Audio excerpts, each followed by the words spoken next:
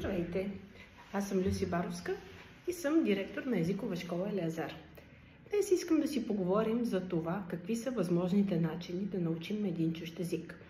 Ние специално ще си говорим за английски език, тъй като сме специализирани в обучението по английски език. Съвремието ни предлага няколко различни начина. Първия, така наречения стария, традиционен начин е да учим английски език с учител. Можем да го учим индивидуално, може и групово. Втория начин е да се опитаме сами по някакъв начин да положим усилия, за да научим чужд език. И третия начин е да използваме различни апликейшени, приложения, които могат да ни помогнат в изучаването на езика. Разбира се, винаги можем да правим и комбинация между тези различни начини. Когато става въпрос за ученето на английски език с учител, каква е основната функция на учителя в съвремието? В съвременните условия учителя не е тук, за да ви казва какво означава дадена дума. Имаме си Google преводач, имаме и много други преводачи и различни речници, които са налични онлайн. Всъщност, ролята на учителя е и това, да ви помогне да запомняте. Как да запомним? Всъщност се оказва, че не е чак толкова лесно да учим и това, че само сме гледали едно видео или сме прочели един текст, все още не означава, че ние сме го запомнили и сме го разбрали.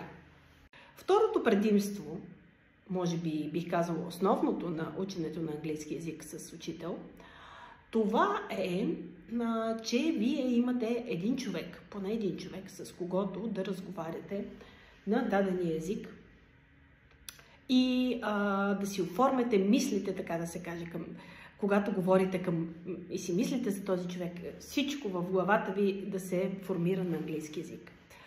Сега, неудобствата, разбира се, сравнени с другите варианти, са доста. Първо, това е човешко време, съответно струва скъпо.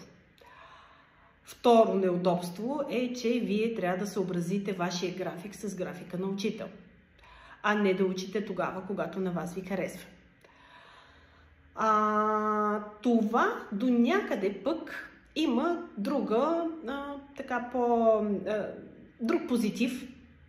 И това е, че всъщност вие си слагате ученето на езика в едни граници и рамки. Това е важно и полезно, защото, особено при възрастните, основният елемент при изучаването на един език е постоянството. Много е важен и графика, и постоянството. За съжаление, от опита ми с преподаване на английски език на възрастни хора, говорим възрастни, които не са в учебна възраст, да са във възраст за училище, основното нещо е, че започваме с един хъс ентусиазъм. Той трае месец, максимум 2, които месец и 2 са безкрайно недостатъчно, за да научим един език. Така в общи линии покриването на едно ниво в езика, а те са, да кажем, 6 нива, в най-добрия случай може да стане за около 6 месеца и то при много интензивен курс, при много интензивно учене. Това говорим, разбира се, когато не сте в средата. Ако сте в средата, тогава вече езика ви заобикаля от всякъде и нещата стоят по друг начин.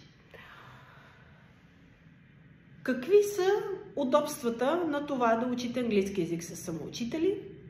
Разбира се, удобството е, че винаги, по всяко време, когато на вас ви хареса и на вас, когато ви е удобно, можете да отворите един апликейшн, можете да отворите един самоучител и да се занимавате с това, което вас ви интересува. Другото така, обаче, съществено неудобство е, че всъщност това е нещо като да започнете да си ремонтирате сам колата, без да знаете нищо за това как са направени колите, просто разчитайки на собственото си инженерно знание. Да, може и да нацелите някой момент, някой елемент, може да успеете да оцелите точно частта, която дава проблем, но всъщност изучаването на езика е една материя, която е дълбоко структурирана. Затова моята препоръка е Активни занимания с учител. 1 път, 2 пъти седмично по 60, по 90 минути. И ежедневни занимания с допълващите неща, които учителят би ви казал и които на вас биха ви били интересни. Можете да слушате музика. Аз, например, уча чужди езици и много обичам да уча нови думи и нови изрази през песните. Те са лесни, запомнят се, изразите са интересни, винаги има някаква случка, която ги подплатява. Така че е един добър начин. Има други хора, които обичат да учат английски през игри, през филми. Това вече зависи от вас самите. Разбира се, колкото повече слушате, гледате, четете на даден език, толкова по-бързо и по-лесно ще го усвоите.